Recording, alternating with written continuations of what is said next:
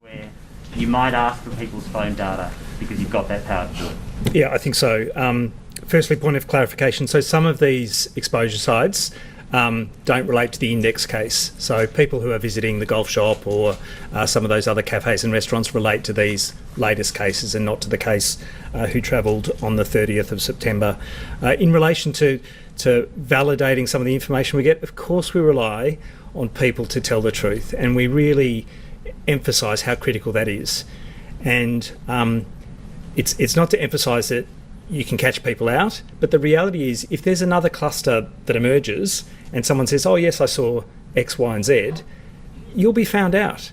There is no reason not to tell absolutely every truthful element about where you've been, whether or not you've been working on particular days and where, and all of your close contacts. Because if those individuals become cases, they're at risk, their families are at risk, their workmates are at risk, and anyone else they come in contact with are at risk. So I really want to emphasise that just being honest with us and giving the full and frank account of all of those elements are really important. In terms of protecting regional Victoria, I spoke to a number of MPs yesterday across Victoria. I am in no doubt about their fierce defence of the kind of COVID-free status of regional Victoria. They want to get there and keep it that way. They represent their constituents with a fierce determination to make sure that this virus stays out of regional Victoria. And so I have no doubt that the people of Shepparton will step up in full and will get on top of this, because everyone will come forward to do the testing that we're asking of them, and that they'll quarantine, and that their families will quarantine at the same time if they've gone to those close contact sites. In terms of getting all of that information, if there's any doubt about the full account that people are giving, there are powers in the Public Health and Wellbeing Act for me to request information, demand information for the purpose of assessing a public health risk, and I'll absolutely consider that in circumstances where that might not be forthcoming. Humans are fallible. They might not always be honest about their things, not because they want to lie, but maybe because their circumstances don't allow them to. So instead of sort of assuming everyone is being honest with their account, why not assume that everyone is not being honest with their account and try and get the evidence to back up? Yeah, look, I think we are. I think we're assuming that some people will give a full and frank account of where they've been and when, and others will not, for a number of reasons. And again, I recognise that there are issues that sometimes relate to a person willfully hiding stuff, and others who are genuinely fearful of consequences. With respect to visa status, a lot of people have fears about what it might mean for their work. They should all be reassured that no employer has a right to sack you, to stop giving you hours because you become infected with coronavirus and subsequently recover. You have all of the normal entitlements of work that you have now. So yes, we will work on the basis that we need to continue to go back to people to try and clarify information, that we need to engage with them as constructively and as supportively as possible to get that information, and that there will be circumstances where we need to double check it. And if we've got that suspicion that information is being hidden and there's another mechanism to validate that, I'll absolutely use those powers. But contact tracers are human as well, you know, they might be amazing, they might be able to read people's emotions and thoughts, but we know with this Melbourne case who travelled to Kilmore and then to Shepparton, there was no suspicion that this person wasn't being completely honest. So why not start from the premise of just double checking evidence and just, you know, going back to them to clarify and getting them to, you know, I don't know, phone logs or whether it's like truck logs or whatever it is, just starting from that basis as opposed to relying on suspicion. Yeah, we will have to consider that. I think we'll have to use every tool at our disposal. We don't want people to withhold information because they're in fear that we'll investigate other data that they don't want looked at. So there is a balancing act there as well. But if we have to interrogate, phone phones for GPS information, those powers are available and we'll consider them. The balancing act is so many people in Shepparton, even in Kilmore, there's hundreds of people in isolation. Potentially the same thing is going to happen in Shepparton. So the balancing act, it's not comparable to say, I need your data to make sure that you're telling me the truth, versus we might potentially have hundreds of thousands of people in quarantine. No, I understand that, and the consequences in Shepparton haven't played out, but we know that there are hundreds of people who are requiring testing, who'll be anxious about their risk, and who may end up being positive. We have to balance the willingness of people to declare anything about whether they have a phone, whether they took the phone with them, whether they'll be prepared to hand it over, or we need to go to court. So there are elements about establishing rapport and trust that need to be the starting point with everyone. But yes, we will use whatever tools are available if there's a need to interrogate further some of that data. Can we just clarify, once you had those positive results in Shepparton yesterday, how did they then get linked back to this person? Oh, because we ask every case who they've been in contact with. They've obviously referenced a visitor from Melbourne, and we've cross-checked that. Can I just clarify the situation in Shepparton? Is it the same as Kilmore? In Kilmore, you've said if you've been to this cafe, isolate, get tested, but also close contacts, also people who share the house. It's not clear to me that that is also the approach in Shepparton. Yes, for those high-risk sites, we're asking everyone symptomatic or asymptomatic to get tested and to isolate for that 14-day period. And is that going to be the approach from now on, no matter where you might find an outbreak? We will always look at the circumstances of particular places, but yes, that is the policy, that's the contact tracing procedure for all of these settings. It went in the city as well? Yes. So if it in Chadstone happened today, would you be doing asymptomatic testing there? Well, so we did asymptomatic testing for all of the staff because they're considered more akin to a close contact, even though staff worked miles away from those places that were exposure sites.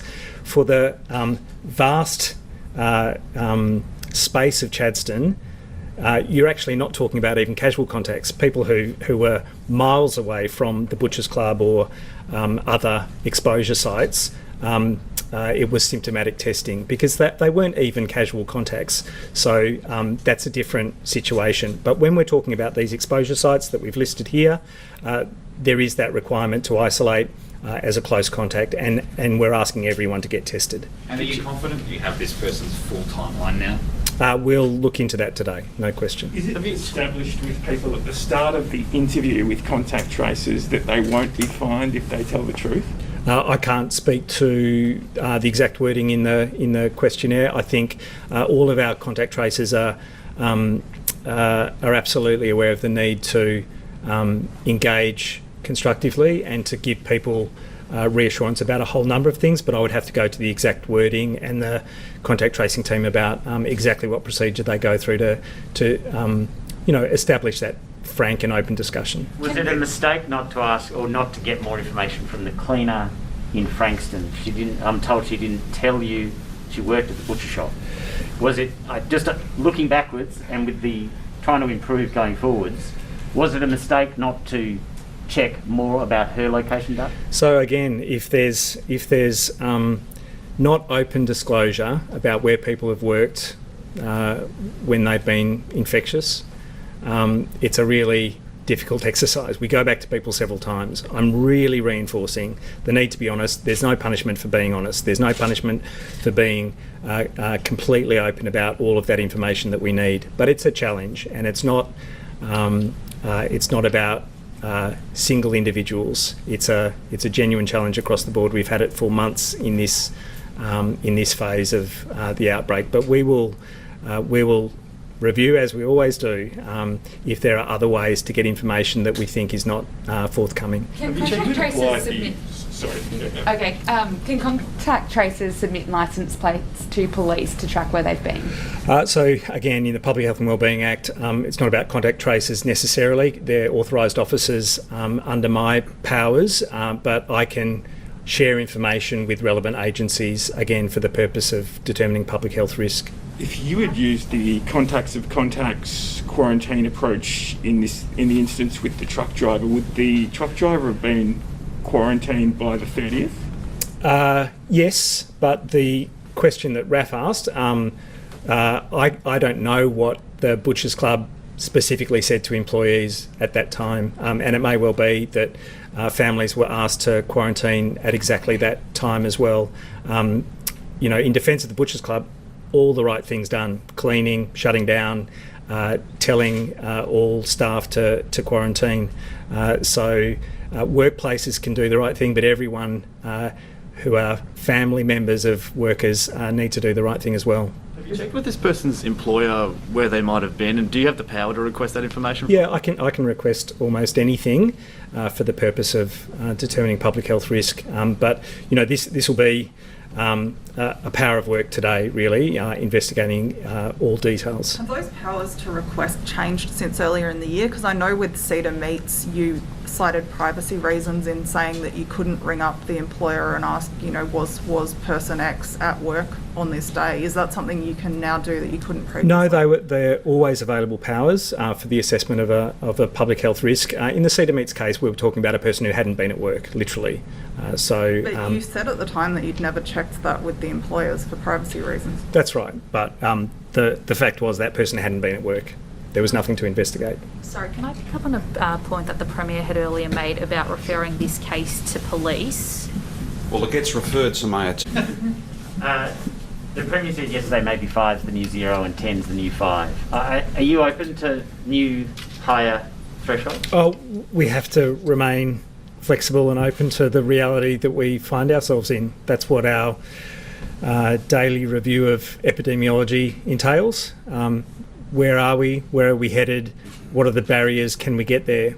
Yeah, we'll have to look at that trajectory in coming days. I think it's, you know, as James pointed out, today's a good day. 4 cases and 16,000 tests is a terrific rate, and I'm still confident that, you know, the challenge that we're in right now is about complex community outbreaks, but aged care is we're getting on top of that completely, and this is a shorter term challenge. We've still got mystery cases coming up, about 1 a day. That's a concern. That's chains of transmission that haven't been identified. So those high testing rates are really critical, and we'll follow all of that. But if we have to get to a point about making judgments on exactly where we're at and what next steps we need to make, we'll do that. And the Premier also said yesterday that it's a higher risk, which you've both said a few times. But what does that mean? If you've got a higher threshold, higher risk, what does that mean for all of us? Well, it's the risk of a really significant increase in numbers in coming weeks, and this is what is part of that balancing act, that awful balancing act that we've come to. Yes, people have had diminished access to cancer screening services. They shouldn't at the moment. We're telling people to access care, access cancer and other screening services, because we're at a point where people can do that with absolute confidence, and it's really important. But you can imagine what it would look like if we have 10,000 cases a day, and people are genuinely in fear, and those services are genuinely in fear of having that close contact with clients, with patients. So, you know, the decisions we make now are also about weighing up that risk of what probability of it occurring. And so, yes, if you ease at a point where mystery cases are still at a higher rate, if daily averages are still at a higher rate, that risk is increased. And sorry, just one more, Rachel. Does the truck driver qualify as a super spreader? Is there enough cases? Oh, look, I think there's always that combination with a super spreading event, the infectiousness of the individual and the setting that allows a significant number of people to be infected. We're still at a point in Victoria, and this is what we're trying to control here, that we don't have a gathering of 50 or 100 people in close proximity. But yes, a cafe where dozens and dozens of people move in over time and someone's sitting there for a number of hours is that kind of combination between a clearly infectious individual and a number of people coming in contact. But I guess, you know, we've still got limited settings in regional Victoria for a reason. There are, 10 people in a space, up to 2 spaces for a reason, because if you've got a very infectious people going into a close quarters with 100, it could have been 100 immediate contacts who were positive instead of the few that we've got. There's been a case linked to Bairnsdale that the Education Minister confirmed this morning, I think was in a teacher at Bairnsdale Secondary College who hasn't attended the campus. But where does that case fit in? Is it in tomorrow's figures? How does it work? I thought it had already been counted in yesterday's figures, but it was acquired in Melbourne. So the individual had their entire acquisition period, the 2 weeks before they became symptomatic in Melbourne. And just on today's 5 deaths, how many of those occurred in the past 24 to 48 hours? I can't tell you. Did any of them, given that we've had no one in intensive care in recent days? 4 were prior to yesterday. Yeah. Do you know how long prior to yesterday? Oh, it'll only be a couple of days. Like, we're getting regular reporting on these deaths, but some deaths are occurring after a very prolonged significant illness, especially in the elderly. So, still a number related to aged care.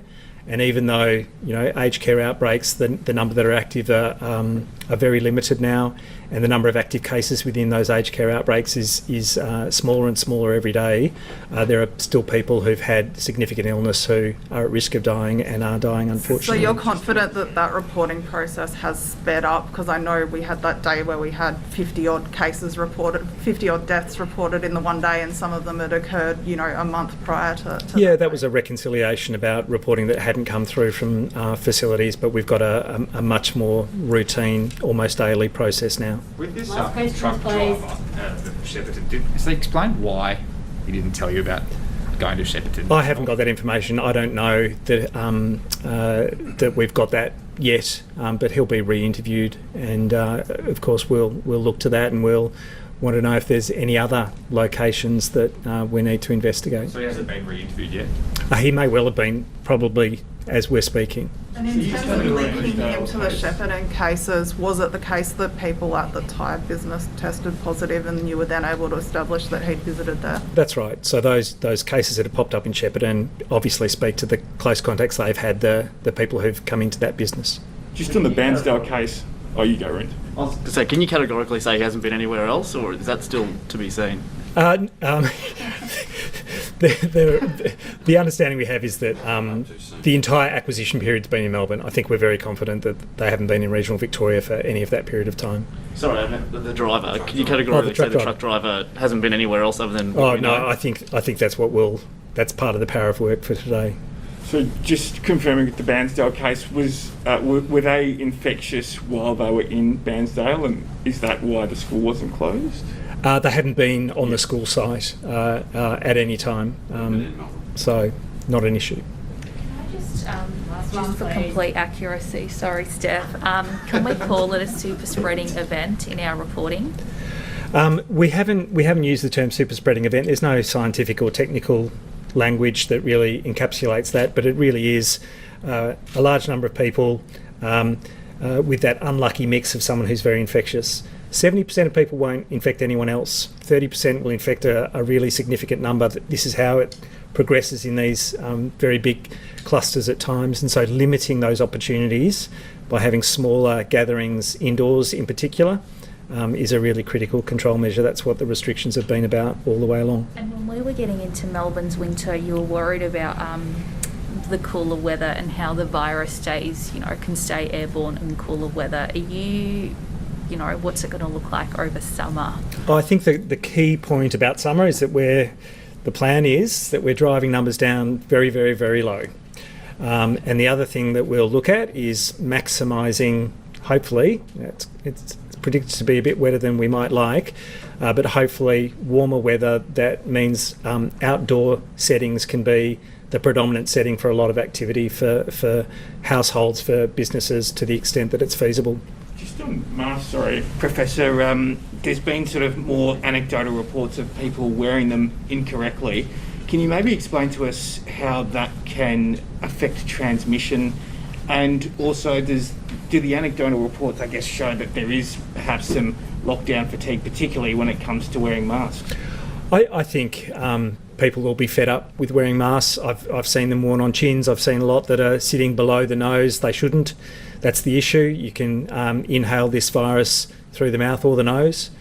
And, I'm sure that the people of Shepparton will be asking themselves questions, was I wearing my mask properly right through the time that I was at any one of these several exposure sites, because it is protective, and wearing it tightly on the nose and mouth together, if both the source case and the person potentially exposed are both wearing masks properly, you really do decrease the risk of transmission by at least 50%. So I think that's really encouraging. It's a reminder why masks are important, and the infectious period of this virus is for the 1 or 2 days before you've developed symptoms, and then in particular as you're developing symptoms for a few days afterwards. So that's why masks come into their own. It's when someone is out and about, maybe before they've developed symptoms, quite infectious and putting others at risk. So wearing a mask protects you. Sorry to labour the question, but with the Kilmore truck driver, when they admitted that they visited Kilmore, was there any sort of outside work done outside the contact interview to verify where they'd been, or was it just the interview that was used? It was just the interview that was used. Yeah. Was the COVID Safe app involved in it? Had that person downloaded? I don't know for that particular case. We're asking that for every individual. All right. Thank you. Thank you. Thank you. Thank you. See you tomorrow.